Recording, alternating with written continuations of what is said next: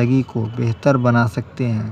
وہ انہیں کہانیاں سناتا کہ کیسے ان کے بزرگوں نے مشکل حالات میں بھی علم کا چراغ جلایا تھا، اور اب ان کی باری تھی کہ وہ اس چراغ کو دوبارہ روشن کریں۔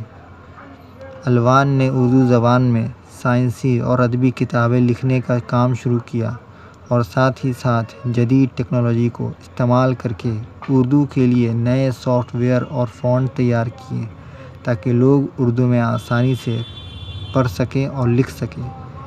یہ کہانی صرف الوان کی کہانی نہیں، یہ ہر اس نوجوان کی کہانی ہے جو اپنی تہذیب، زبان اور علم کی خدمت کرنا چاہتا ہے۔